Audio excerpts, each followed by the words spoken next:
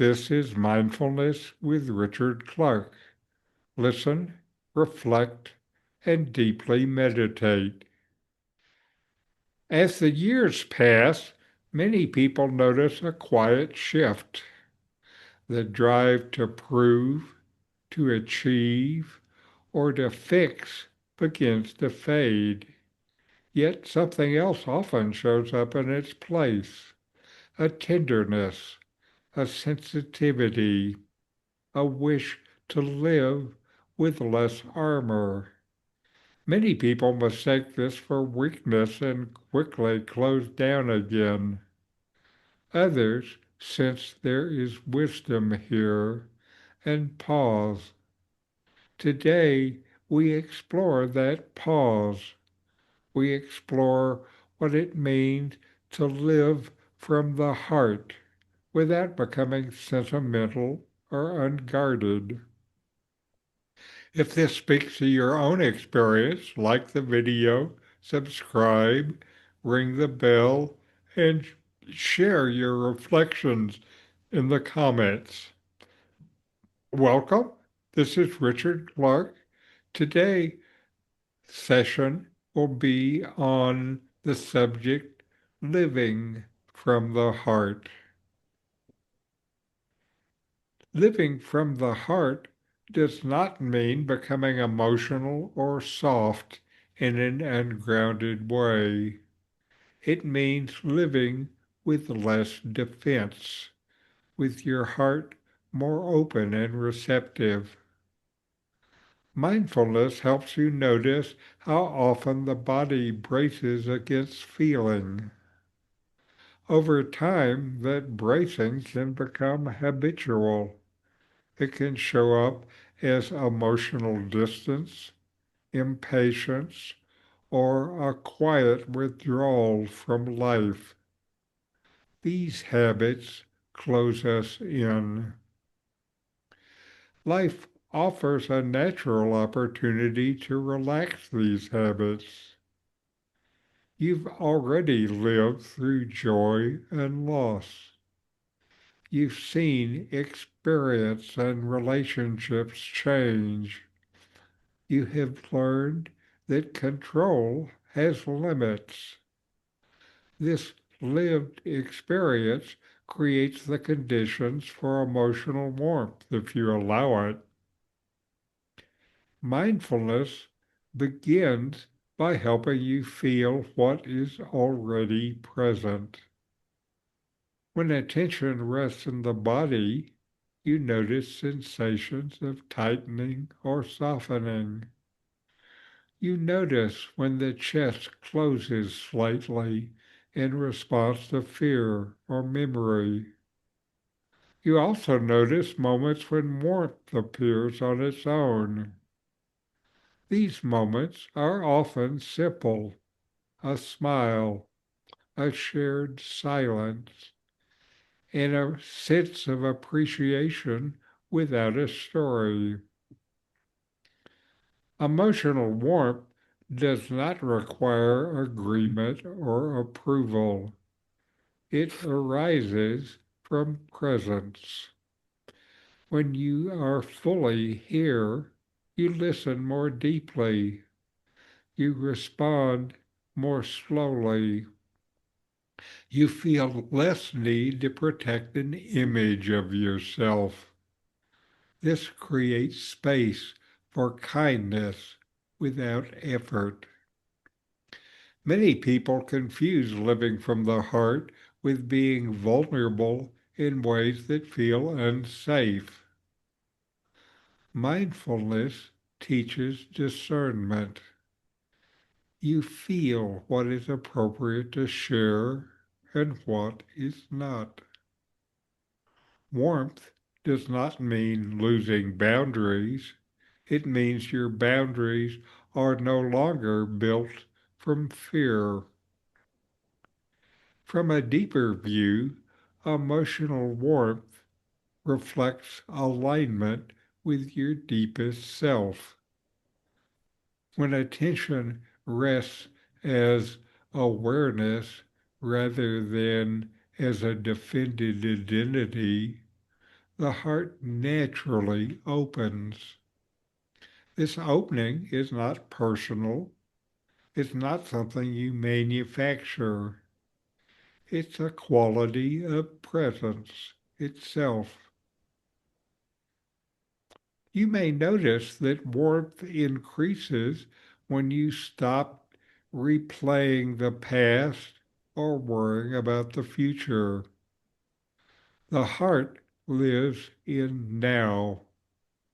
It responds to what is real and immediate rather than imagined. Mindfulness keeps you close to this immediacy.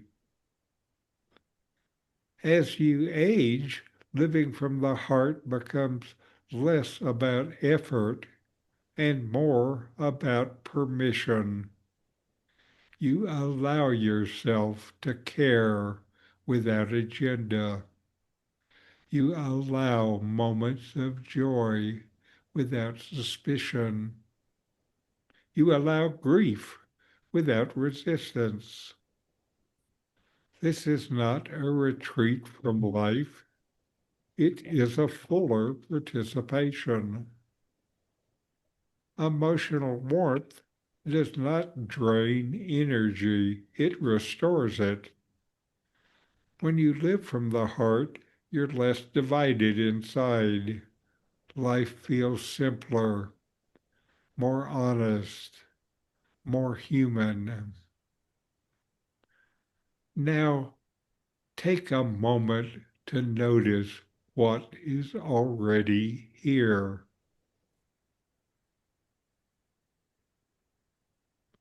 Living from the heart is not something you have to achieve. It's what shows up when you stop bracing against life. Mindfulness helps you notice when the heart tightens and when it softens on its own. This softening is not a loss of strength. It's a sign of wisdom. You know now what matters and what does not. Let that knowing guide you. And now, a guided meditation. Sit comfortably and let the body settle.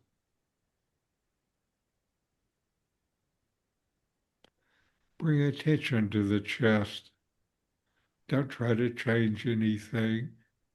Simply notice sensations, warmth, tightness, movement.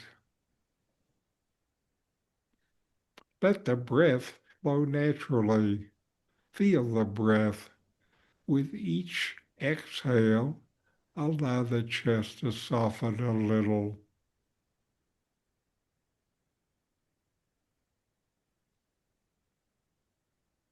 Notice any emotional tone present right now.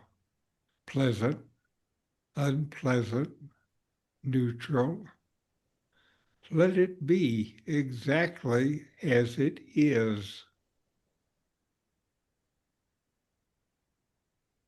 If thoughts arise about memories or relationships, notice them and return to the sensation of your body and breath.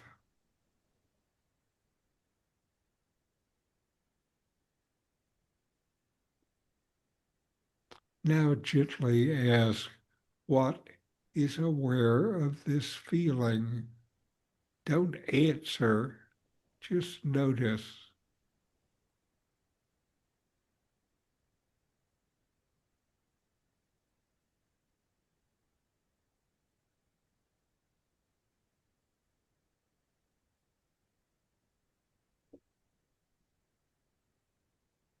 Rest as awareness, allowing the heart to be included in this open attention.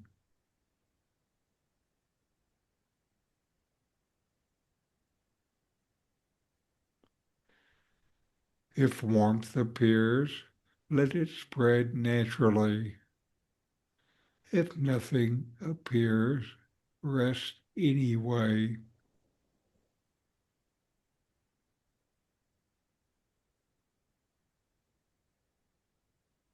Notice that awareness holds experience without judgment. This is the ground of emotional warmth.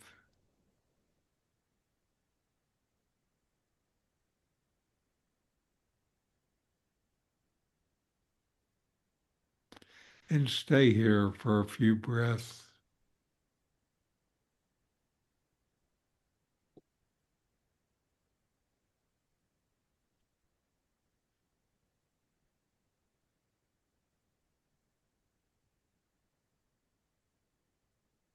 Begin to notice the room again.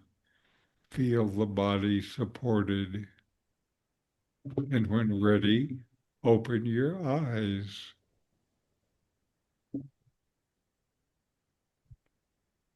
As you return to your day, let the heart remain uncomplicated.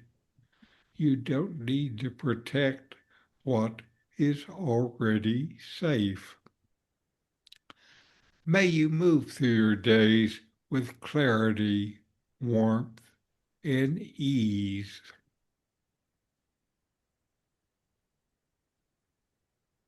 Now, Barley, how's your meditation been? It's been fine, regular. Um, I go to that same video that you did one time with there's a woman sitting in the boat, and I just Uh-huh. click on it and then do my meditation. So you use that I as need a kind of prompt. Yeah. Yeah. an intro and a timer. Yep. Very good. And you that really has become a regular part of your life, it seems. So at this point in time, that's what's happening. Yeah. So that's So I good like, because yeah. I know you have struggled with that for a long time. Yeah. No, the other thing I continue to do is yoga. And when I'm doing yoga, the only thing I'm thinking about is the positioning of my body. Uh-huh. To me, it's similar to walking meditation or doing the dishes, all those things where you're not really thinking about anything else, just that little bit of thinking. I mean, Right. But and you're paying attention to your body. mhm. And in that way, that is very similar to what we're doing here. Yeah, it kind of hit me in a different way because I thought, well, I'm moving so much, but walking meditation and washing dishes meditation, I think they're all similar. Uh-huh. Yes. How about you, Tom? How has your meditation been? Very frank, I'm still working on trying to regularize it. I'm just finishing, kind of settling in from the move from the States and having a place and a time for meditation. I think it's going to be easier here than in the States, actually, Yes. because we have, I go to Heart of Awareness group, which is a regular practice, and I'm signing on to your session. So I think there's there's progress. Okay, that's what It's I'll end all with, it's say all there's progress. supporting, Yeah. and that's good. How about you, Carol? Well, just moving right along. I wanted to comment on Barley's comment about the yoga because certainly that's it. In a real yoga practice, you are concentrating your mind in order to just do that. So it is meditative. And I had an experience many years ago in my first drawing class of concentrating so much on the drawing that it was meditative because everything else was excluded. And so I think that's really a valid kind of meditation. You have to be careful because, you might start planning your grocery shopping list. You always have to. It's so easy Yeah. to do. It's so easy to do. And if you can really keep concentrating with the drawing, I found that if you stop concentrating for like a millisecond, you make a mistake. You make a line that isn't correct or something. So yeah, it's meditation. And there are a lot of ways to do it, as you've talked about and experienced yourself, Marley. And what they all have in common is, you know, focus on something besides your mind. Hmm. Anyway, so now we have a uh, video by a man named Craig Holliday, and he has 6 instructions for living from the heart.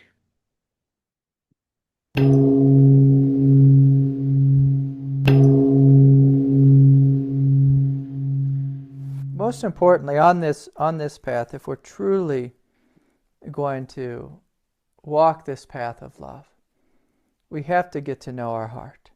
We have to get to know this inner truth and wisdom, this inner innocence which we are. Now, most individuals in this world live in what's called the dream state.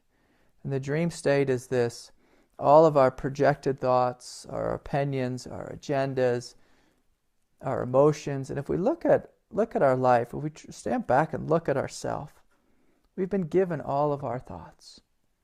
We've been given our politics, we've been given our diet, we've been given our nationality, we've been given our ethnicity, we've been given, our likes and our dislikes.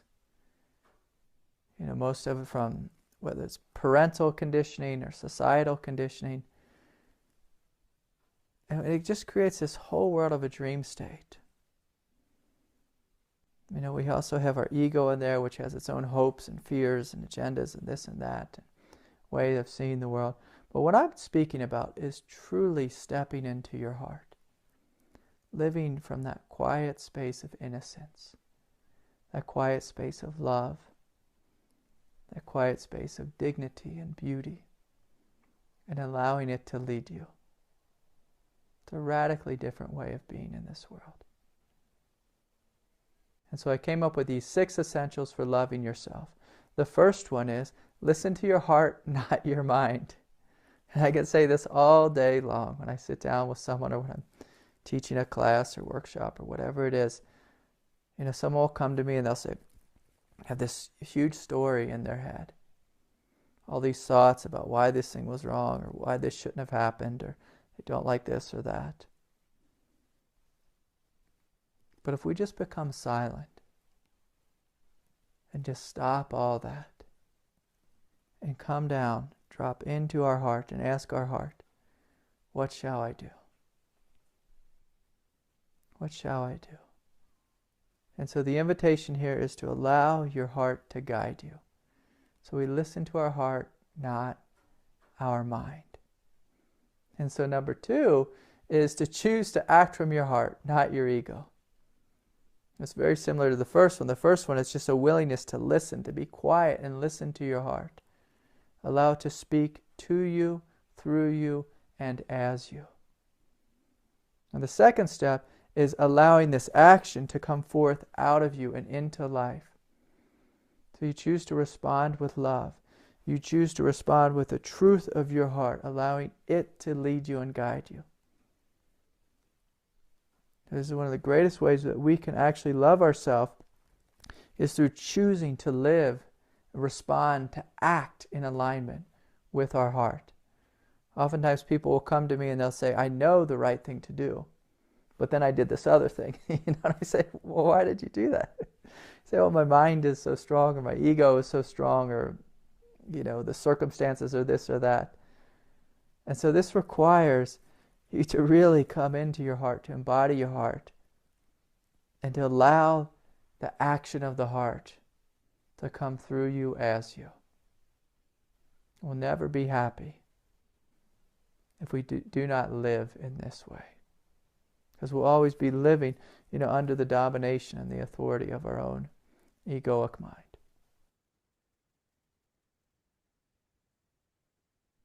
Number 3 requires that we have a willingness to embrace all the unresolved parts of ourselves, all the parts of us that feel in pain, that are broken, that are confused, that are sad, that are hurt. We have to be willing to embrace those parts and meet them with love. This requires that we embrace everything within us. Anything which is hurting, anything which is sad, any parts of ourselves which are angry or jealous, we embrace them. We meet them with love. And it is through this space of love and a willingness to feel what is within us that these very energies become resolved. They become integrated. And oftentimes these very things that we struggled with become our gifts. Number 4, if throughout our day, throughout our life, we find ourselves lost again, lost in pain and confusion, we come back to our heart and we allow it to lead us. And so you may find this throughout the day, 1 time, 2 times, 1,000 times. You may get confused, you may become lost. And again, the invitation here is just to make a commitment to always come back to the heart. If you find yourself angry, you come back to the heart. If you find yourself confused, arguing with someone who's not there, you come back to your heart. Very simple teaching, but it's something that I find most of us don't do. We wake up in the morning, we have a thought, we become lost in that thought, and then we go the whole day without ever coming into our heart. So the 4th teaching is, if you find yourself lost, just simply come back. Number 5, do what we love. So if we're going to be happy in this world, if we're going to live in alignment with our heart, if we're going to live in alignment with truth, if we're going to live in alignment with our true nature, we must do what we love. We must, and for most of us in a busy, modern world, this means we must manage our time wisely. I meet with all kinds of people and they tell me, Craig, I'm too busy. I don't have time to go on meditation retreats. I don't have time to meditate. I don't have time to do yoga. I don't have time to paint or do the thing that I love. And I can just say it's nonsense. We all have the same amount of time. I've been a single father before, raising children, going to graduate school, remodeling a house, working for my teacher, running 2 businesses, and still I manage to meditate every day. I still manage to go on meditation retreats. I still manage to do what I love and follow my passion and my dreams. So I encourage you, if there's something in your heart, if your heart wants to paint, you must paint. If your heart wants to sing, you must sing. If your heart wants to be an accountant, you must follow that path. But I encourage you to look deeply. What is in your heart?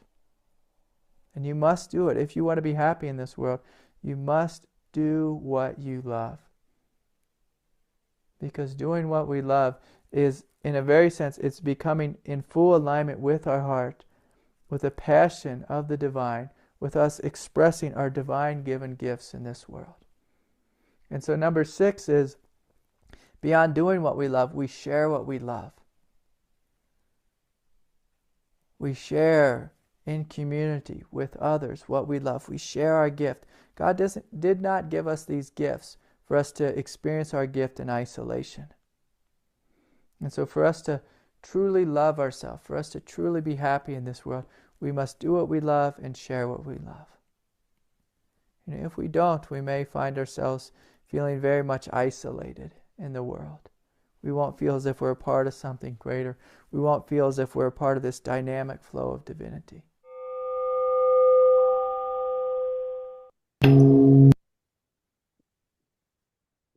And now we'll take a few minutes and meditate.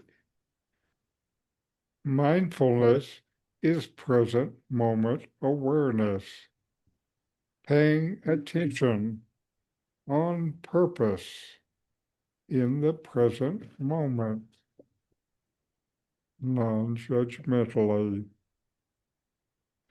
Fully receive whatever is experienced, then let it go.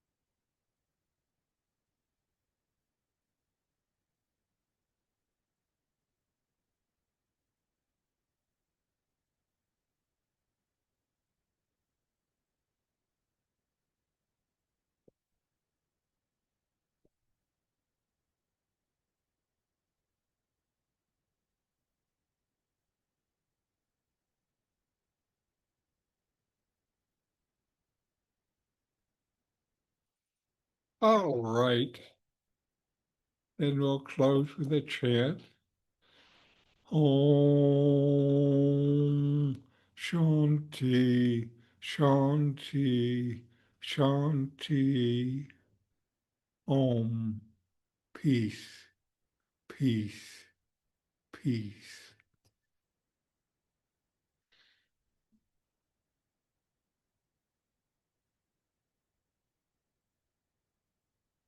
All right. See you next week. Have good meditation.